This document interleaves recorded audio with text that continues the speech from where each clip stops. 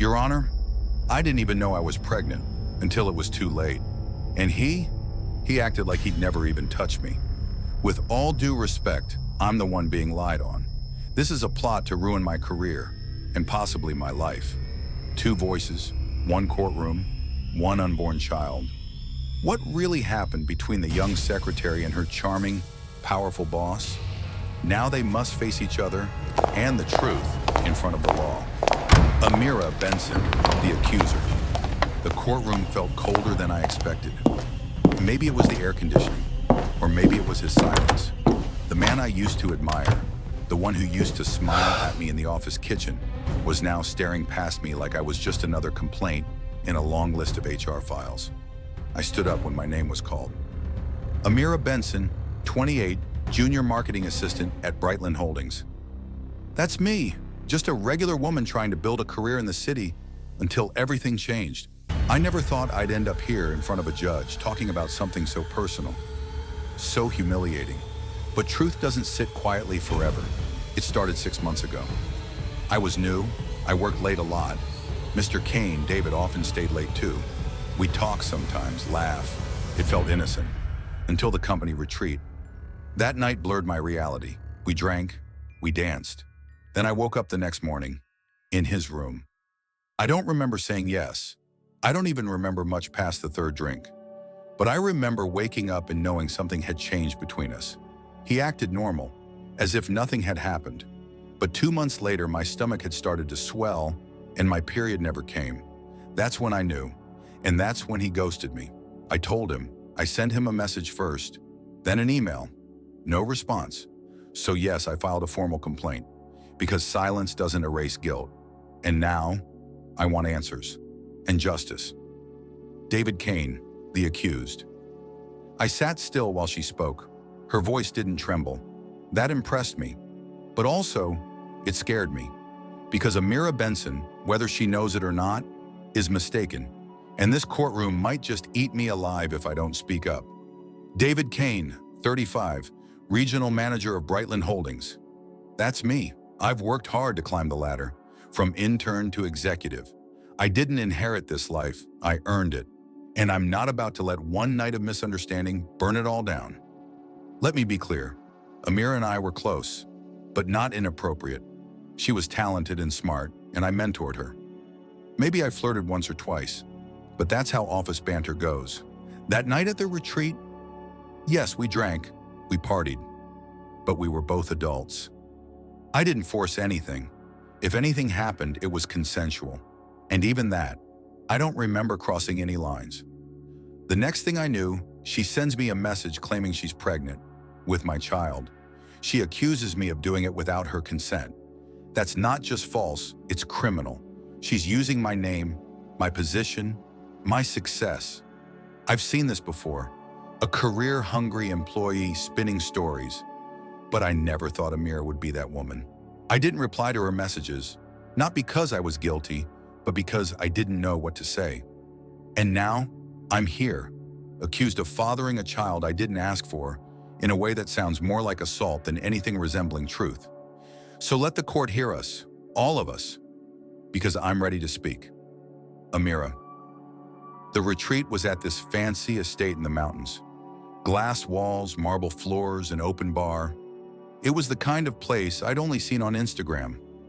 All the departments were there, mingling outside their usual desks and titles. Everyone was relaxed, except me. I was trying to fit in. I remember what I wore, a burgundy dress, fitted but modest. David complimented it. "You clean up well?" he said, smiling with that same confidence that made me blush the first time I saw him walk through the office. I shouldn't have smiled back, but I did. Later there was dancing. Someone brought out tequila shots. I drank 2, maybe 3. David never left my side. I remember his hand on the small of my back, guiding me through the crowd like we were more than colleagues. I remember saying I was tired, and him offering his room to rest. I didn't think much of it, but what I remember next is waking up in his bed, alone. My dress was unzipped. My underwear was on the floor. I felt violated, confused, but I told myself maybe we just kissed. Maybe it didn't go that far. I didn't want to believe the worst, not about him. 2 weeks later, when the nausea started, I bought a test, then another. Then I cried for a whole hour in my bathroom. How do you get pregnant without knowing what happened? David. That night was like any company getaway, casual fun, team bonding. I did have a few drinks, yes, but I remember enough to know I didn't touch Amira without her consent. In fact, I don't remember us even going back to my room together. The estate had 10 bedrooms, open to guests who'd had too much. It wasn't unusual for people to crash in other rooms. I assumed she was safe. The next morning, she looked at me differently. Not like the eager new hire, but with distance. I figured maybe she regretted drinking. I didn't press it. 2 weeks later, I get a message. I'm pregnant, it's yours. I froze. I won't lie, I panicked. I didn't reply because I didn't want to say the wrong thing. My lawyer told me to stay quiet, and now here we are. But I'll say it now, I never assaulted her. If she's pregnant, I want proof. I want DNA tests, because if I'm going to be blamed for something I didn't do, then this court better be ready to hear my side too. Amira. 3 days after he ignored my message, I sent an email to HR. I didn't even know how to phrase it. How do you tell someone that your boss might have done something awful and you're scared it'll get flipped on you? I wrote carefully, concern over potential misconduct at the retreat, I said. I attached the date, the location, my role, and I requested confidentiality. But all I got was an automatic reply. We are reviewing your concern. A week later, nothing, no call, no meeting, just silence.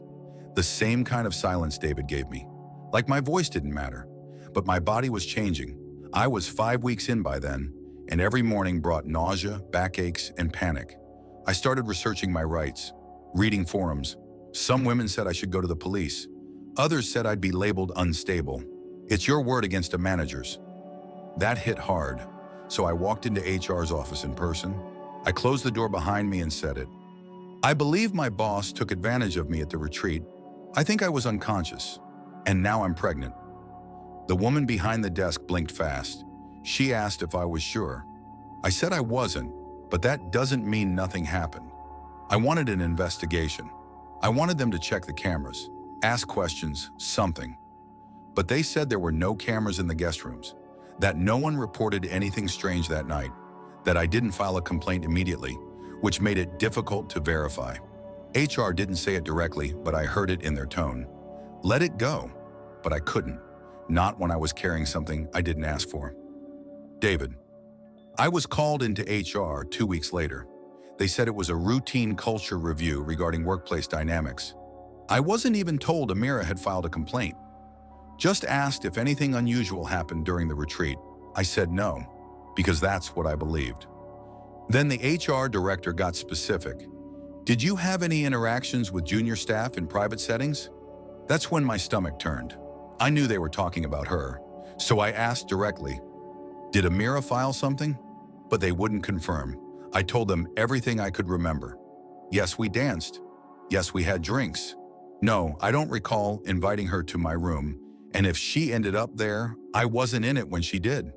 I told them I had no relationship with her outside of work.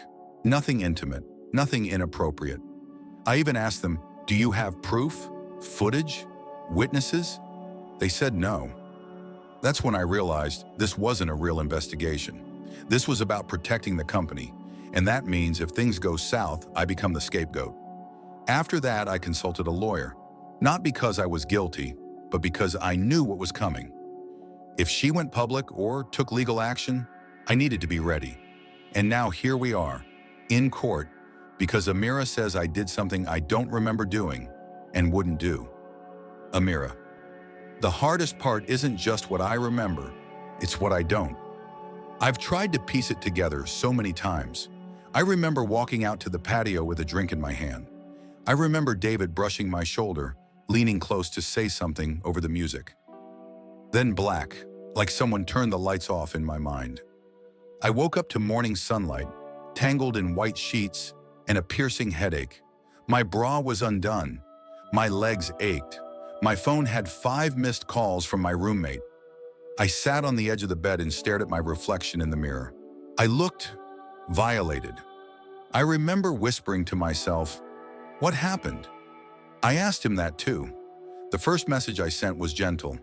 "Hey, I think we need to talk about what happened at the retreat." No reply. A week later. "I think I might be pregnant. Please don't ignore this." Still nothing. That's when I realized David didn't just cross a line. He erased it, like I didn't matter. But what breaks me most is how everyone wants to believe he forgot. Like powerful men get to just not remember things when it's convenient. But when a woman says she can't remember details, they say she's lying. I live in those missing hours every night. I dream of them. Wonder what I said, what I did, if I fought, or just laid there, too drunk to scream.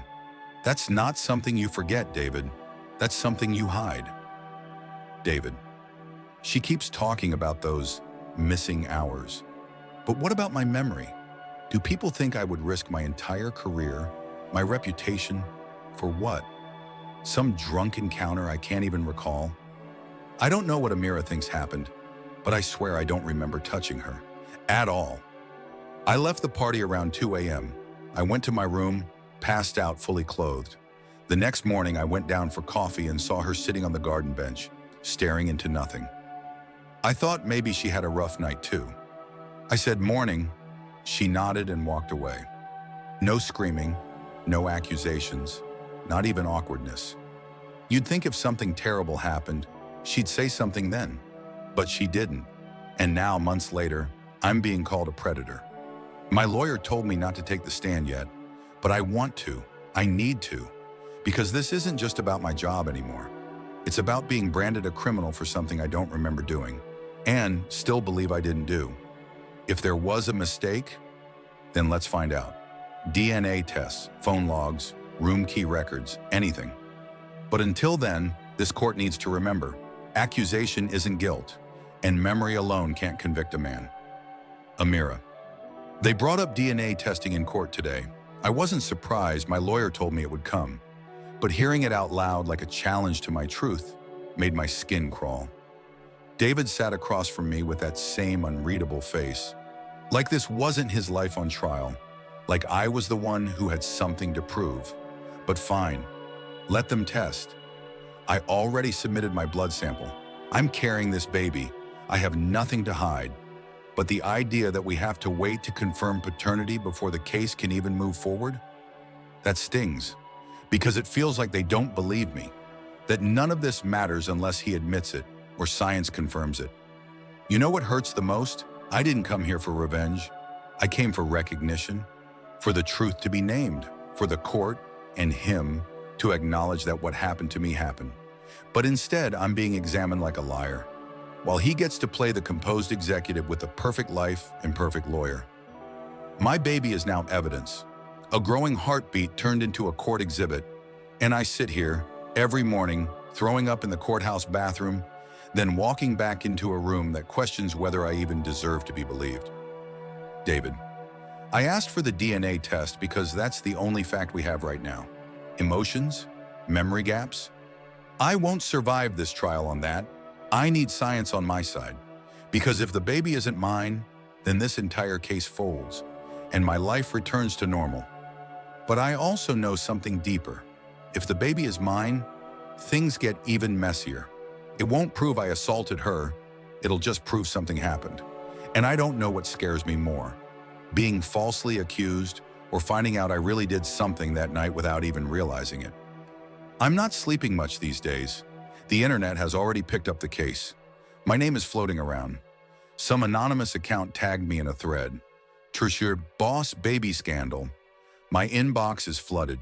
Reporters, trolls, a few death threats. So no, this isn't just a test. This is my lifeline. Because in the court of public opinion, guilt comes before truth. I'm not proud of that night. Maybe I should have paid more attention. Maybe I missed something. But I know this. I never forced her, never drugged her, never planned to get anyone pregnant.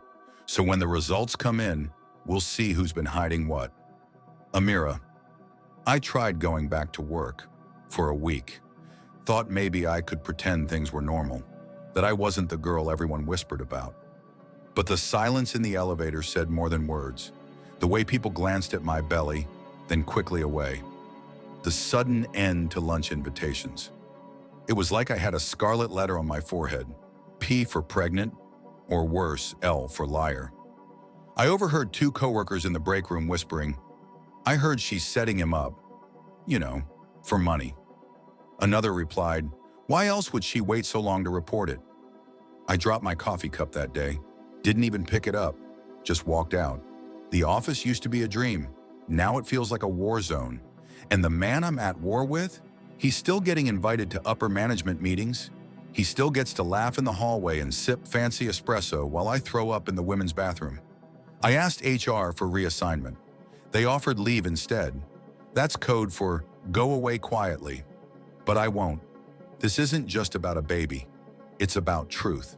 And it's about a system that protects people like David Kane, while women like me get dismissed as emotional, dramatic, or dishonest. David, I can feel the tension at work. Every hallway has 1,000 eyes.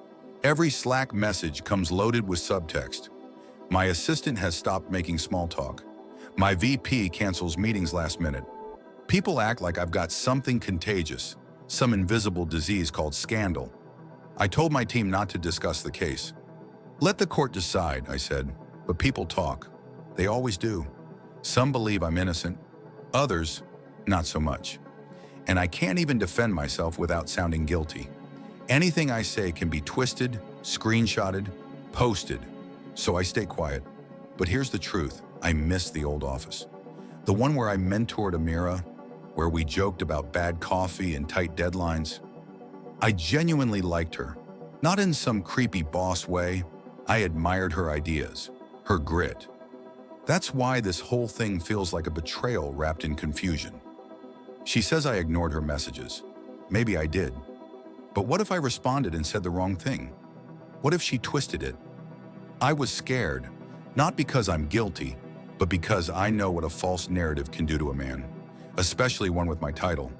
Now I show up every day wearing a suit and a mask, smiling when needed, pretending I'm not falling apart inside. All I want is the truth to come out, for this nightmare to end. But it feels like no matter what happens, I've already lost the life I had. Amira. The judge looked tired today, tired of the media, tired of the delays, tired of us. She called both lawyers to the bench and said, "This case will not be a circus. I will not allow it to be a war of reputations. We deal in facts, not feelings." I wanted to object, because for me, this isn't just facts. This is about my body, my fear, my dignity.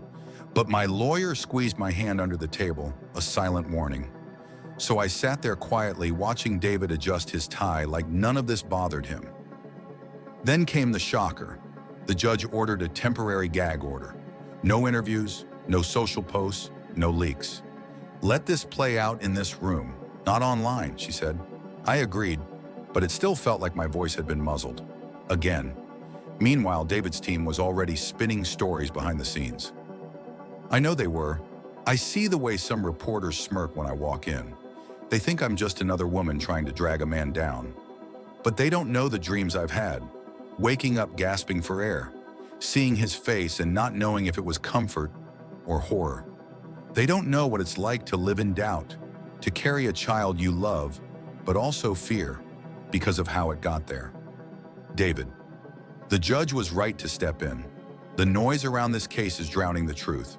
Reporters at my gym, paparazzi near my apartment. Someone even DM'd my little sister asking if I forced myself on women. This isn't justice, it's harassment. And all because I can't prove a negative. I agreed to the gag order. I need things to calm down. I haven't seen my parents in weeks. They don't even know what to say. My mother texted me one sentence, "Just tell us the truth, David." But I don't know how to answer that. What is the truth when your memory is a blur and the consequences are permanent? The judge told us to keep our emotions in check. But what she doesn't get is that this is emotional. I'm being painted as a predator when I've never even had a misconduct warning in my life. I've led mentorship programs, funded scholarships. But all that means nothing now. Now I'm the man who might have assaulted someone, the father of a baby I don't remember making, and somehow I have to prove I'm not the monster they say I am. without crossing a single line. Amira, I brought the ultrasound photo to court today, not to guilt anyone, just to remind them what's at stake. A life, a tiny life that kicks when I cry and hiccups when I drink orange juice. A heartbeat that echoes in dark exam rooms, reminding me that I'm never alone. When I handed it to my lawyer, she hesitated. Are you sure you want to introduce this now? I nodded. The judge allowed it as part of my emotional testimony. So I stood, stomach round, voice shaking, and I held it up. This is my baby. He didn't ask to be part of a legal fight. He didn't ask to be proof or leverage or evidence. But he exists, and he deserves to be acknowledged. I saw some jurors shift uncomfortably. I didn't care. I wasn't there to entertain them. I was there to speak, to be heard. And in that moment, for the first time, I didn't feel weak. David wouldn't even look at the photo. David. She brought the ultrasound into the courtroom like it was Exhibit A in a murder trial. And maybe to her, it was. But to me, it felt like a trap, designed to stir sympathy, designed to make me look cold and detached. I didn't look at the picture, not because I didn't care, but because if I did, if I saw that tiny shape, that growing life, I might lose my defense. I might feel something I'm not allowed to feel right now.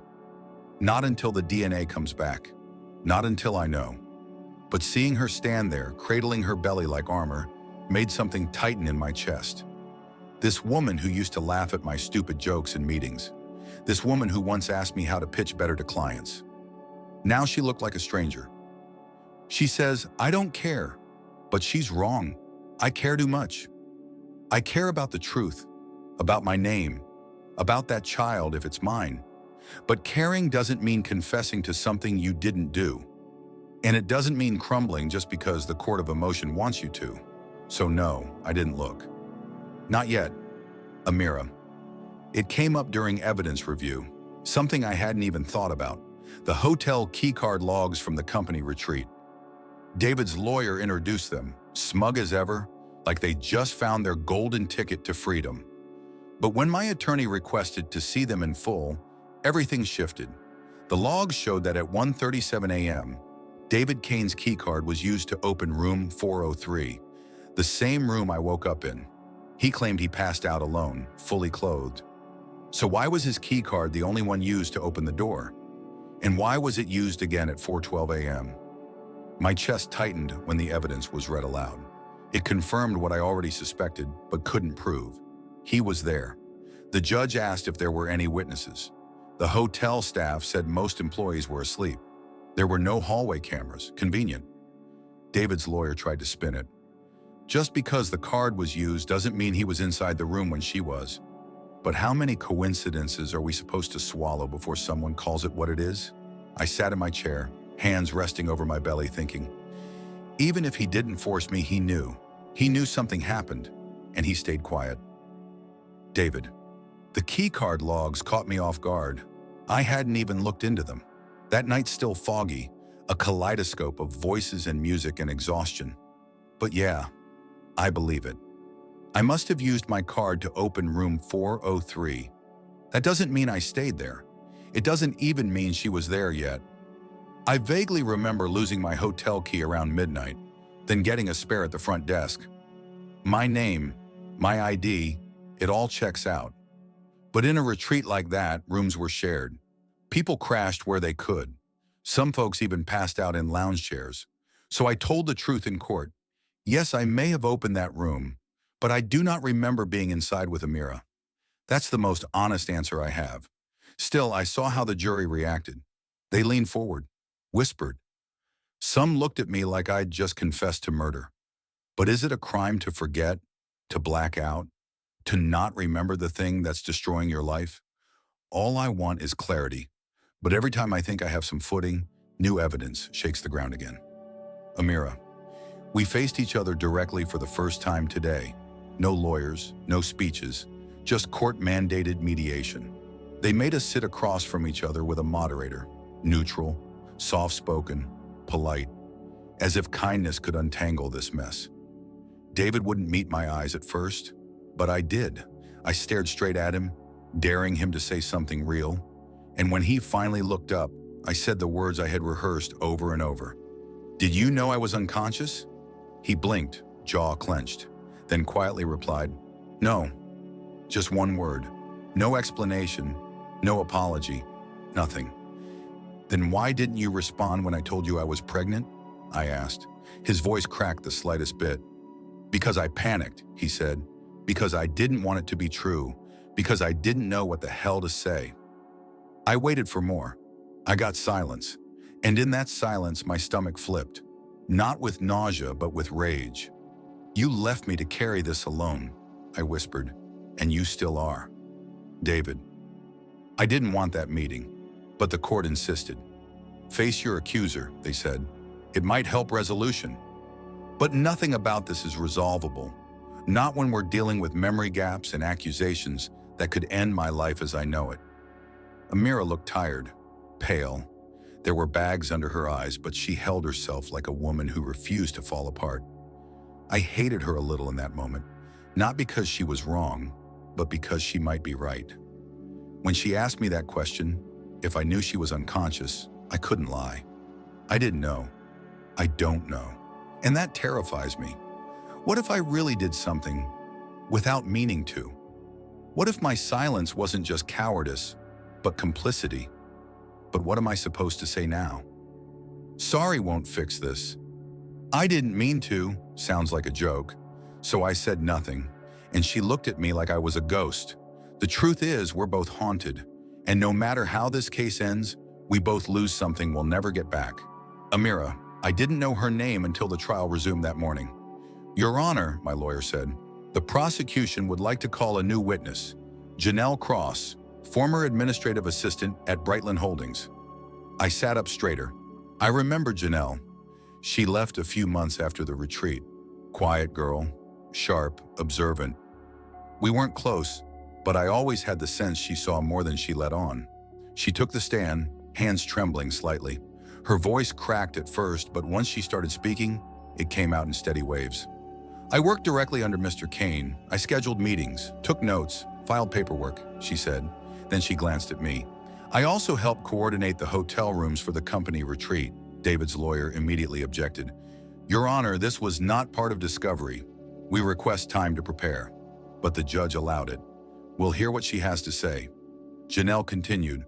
"Room 403 was initially reserved for Mr. Kane alone, but after a schedule change, it was switched to a shared room. Mr. Kane and another employee were both reassigned there." I leaned forward. My heart pounded. Then she said, "That other employee was Amira Benson." Gasps rippled through the courtroom. David.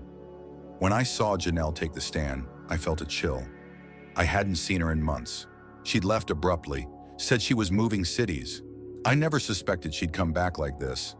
And when she dropped the bombshell that Amira and I were assigned the same room, I nearly stood up in disbelief.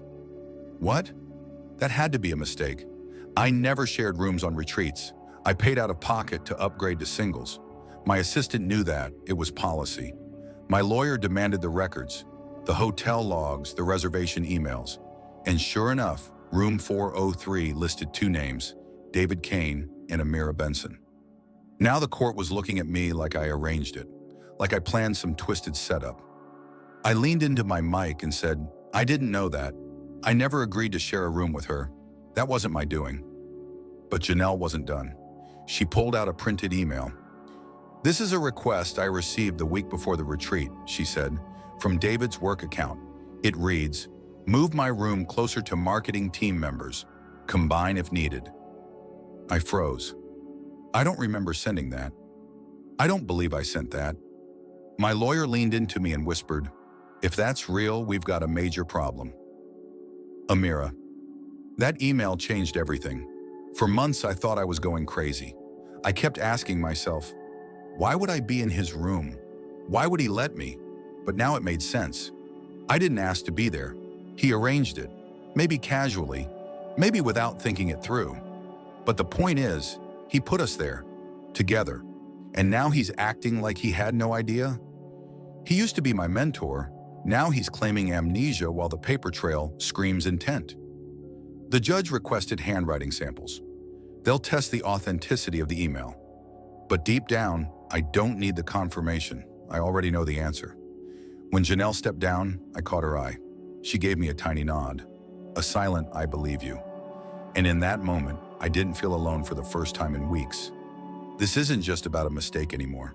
This is about responsibility. Whether or not he remembers, whether or not he intended harm, he created the environment where it happened. And now a child is the consequence of that choice.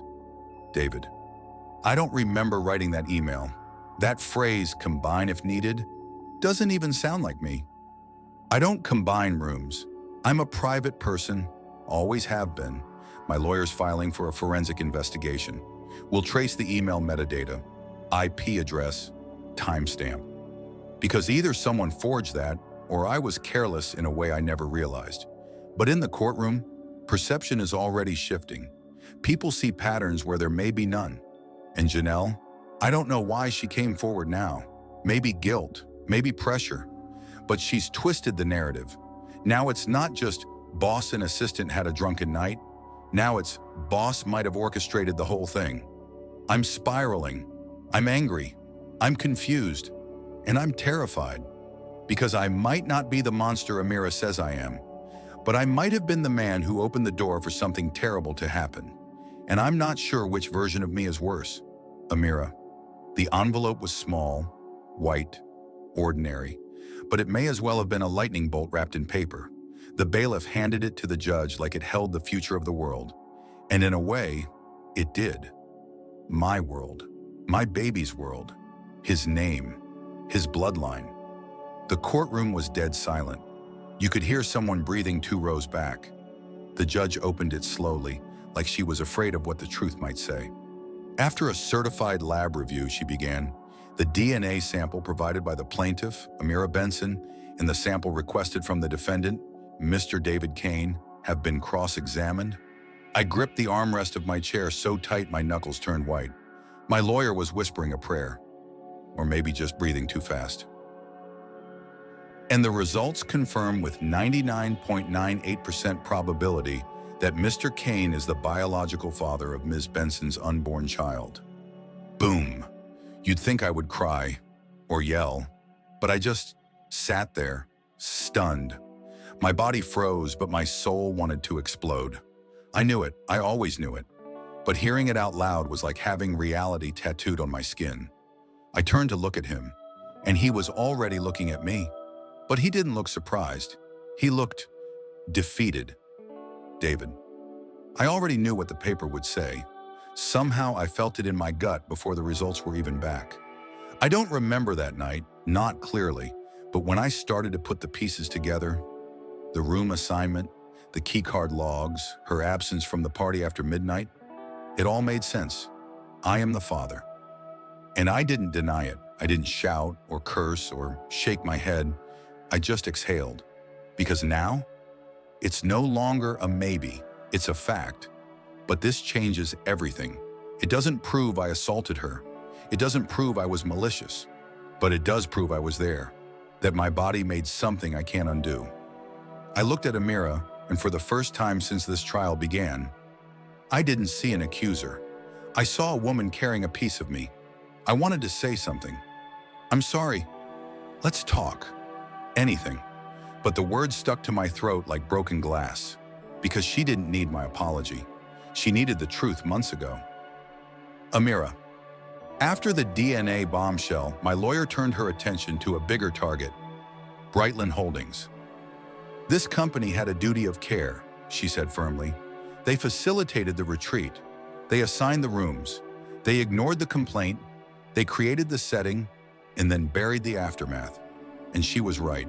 Emails were pulled.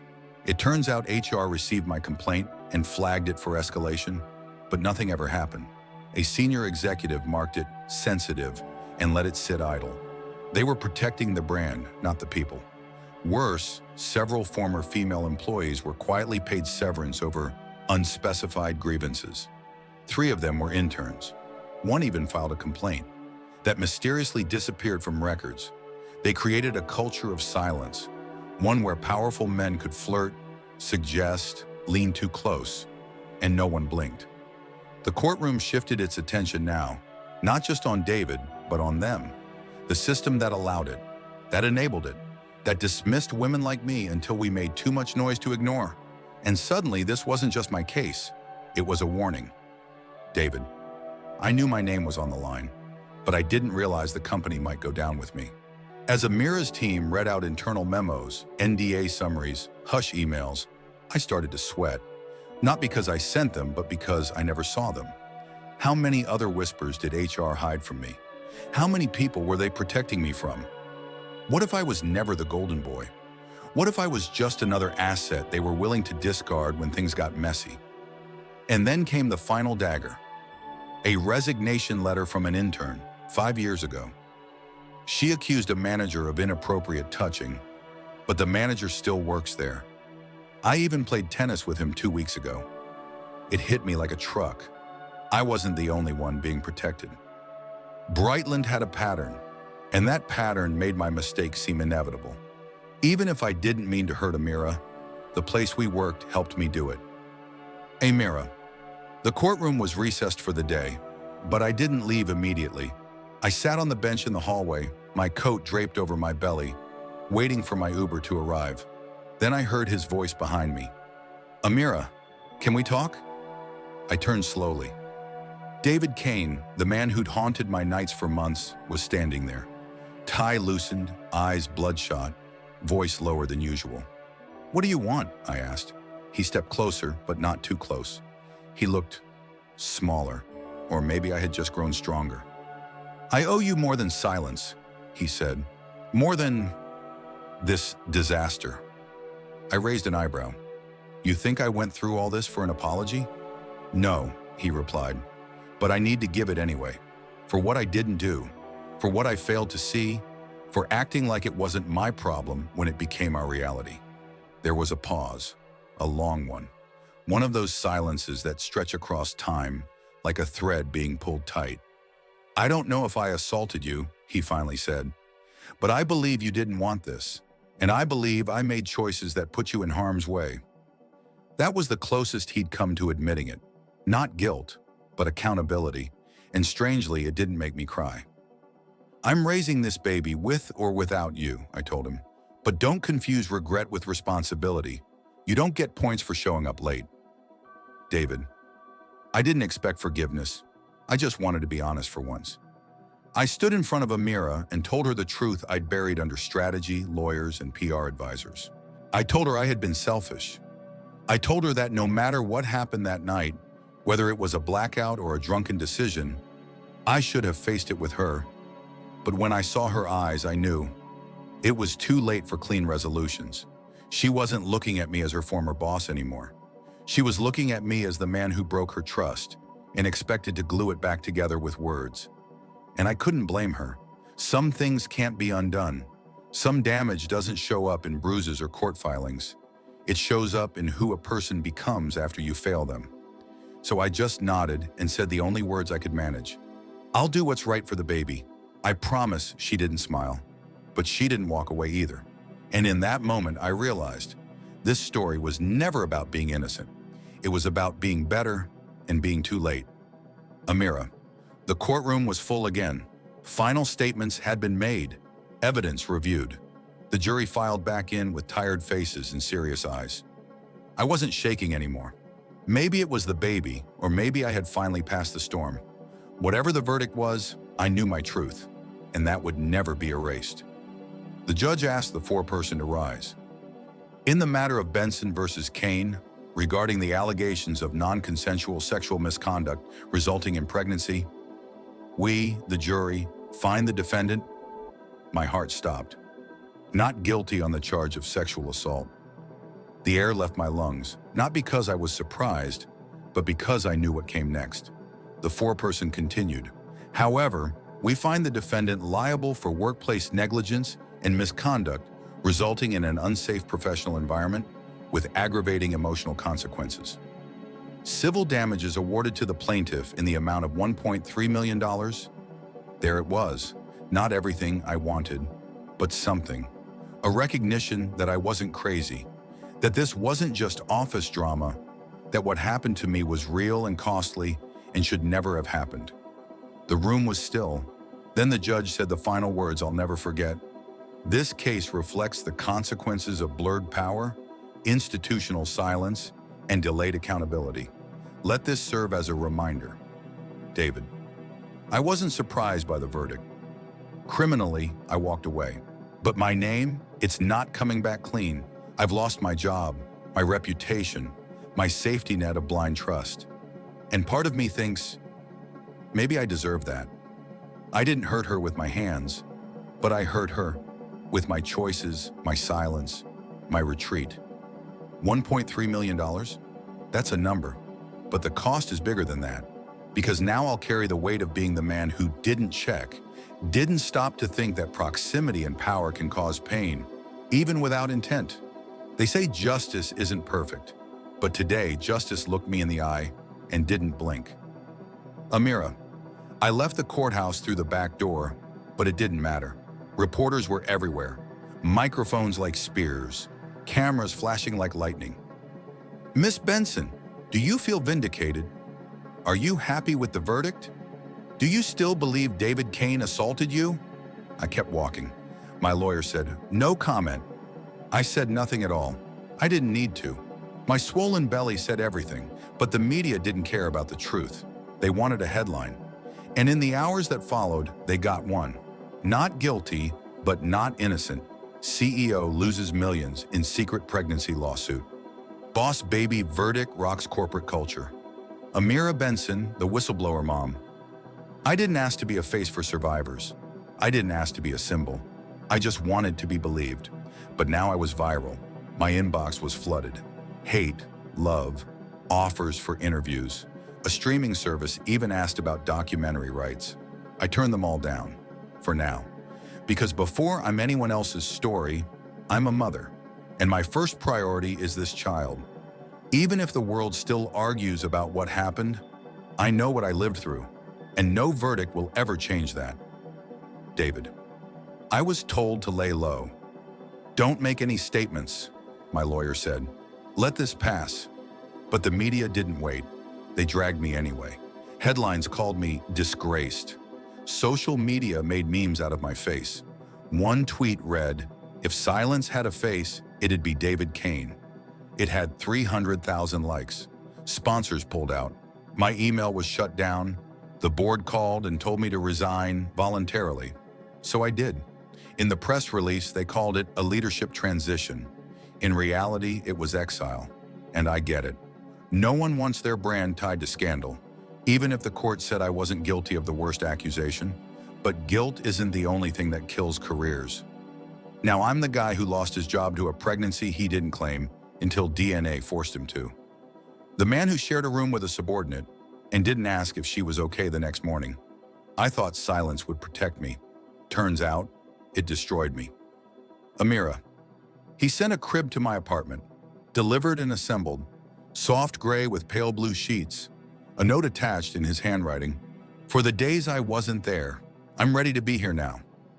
I didn't cry. I just stood there for a long time, staring at the note, unsure how to feel. The truth is, I wanted him to be a father, not for me, but for this child. So I sent him a message. You can come to the doctor's appointment next Thursday, but you follow my lead. No press, no drama. He replied, understood. It's strange how you can share a child with someone and still not trust them. How co-parenting begins not with joy, but with boundaries. But I have to try, for the baby, for my healing. Because one day my son will ask how he came into the world, and I want to tell him, it wasn't easy, but you were worth every war I fought. David. The first time I heard the baby's heartbeat, it cracked something open in me. Not fear, not shame, just love. Raw, terrifying, undeserved love. I don't know if I'll ever earn Amira's trust again. Maybe I don't deserve to. But I can be a good father. I can show up. I can protect this child from the worst parts of me. We agreed on co-parenting terms, schedules, child support, a shared pediatrician. No more surprises. But sometimes I sit in my car outside her apartment and wonder if my son will one day ask, Did you love my mom? And I don't know what I'll say, but I'll always say this. She's the strongest person I've ever known. Amira. The courthouse looked smaller this time. Maybe because I had grown since the last time I stood in its shadow. Or maybe because I wasn't the one on trial anymore. Today I was here for a custody hearing, not mine, but David's. He had filed a petition for joint custody. He had been paying child support, attending checkups, birthdays, and yes, he loved our son. I'd seen it, but love doesn't undo history, and I wasn't sure if I could trust him to have equal say. Still, as I walked in with my now 2-year-old son, curly hair, wide eyes, and a habit of calling strawberries red balls, I realized I wasn't angry anymore. I had been, for a long time, angry at the system, the silence, the scar it left on my womanhood. But now all I wanted was peace, and I was willing to consider it. Not because he asked, but because my son would one day grow up and see the world for himself. And I wanted him to see that his parents, though broken, still tried. David. I had waited 2 years to ask for joint custody, not because I wanted to take him from Amira, but because I wanted to be seen as more than a visitor. I was there through the teething, through the ER visit when he swallowed a penny, through the flu that had him crying into my shoulder for hours. I wasn't perfect, but I was present. And now I was asking for what I believed I'd earned. Amira hadn't made it easy, and I didn't expect her to. But when I saw her walk into that courtroom, head high, our son on her hip, I knew that she had found strength in the storm I helped cause.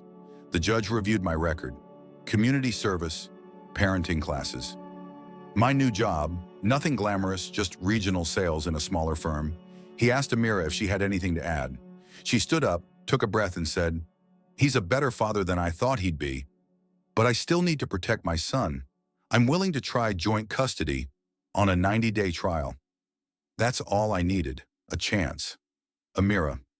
I wrote a letter to my son for when he's older, maybe when he's 16, or maybe the first time he asked me what happened between his parents. You were born from pain, from confusion, from silence and power and consequence. But you were also born from a woman who refused to stay quiet, a woman who chose to love you even when the world questioned her. And your father, he made mistakes, but he showed up, he learned, and we both learned that parenting doesn't require perfection, just courage. And you, my darling, made us both brave. Sometimes healing doesn't come all at once. Sometimes it comes when you see your child asleep in the back seat, safe and loved, and realize, that's enough. David. I still visit the old courthouse sometimes, not for legal reasons, just to sit on the bench where I once told Amira, I'll do what's right. And now I try to live that promise. Every pickup, every school form, every playground trip where I watch my son run toward me, yelling, "Daddy," like I'm his entire world. I will always carry guilt, but I've learned to carry growth with it. The final court day ended not with a ruling, but a handshake. Me and Amira, eyes level, not friends, not lovers, just two people bound by a boy who laughs like her and frowns like me. We walked out of that building side by side. No verdict, no cameras, just a quiet ending and a better beginning.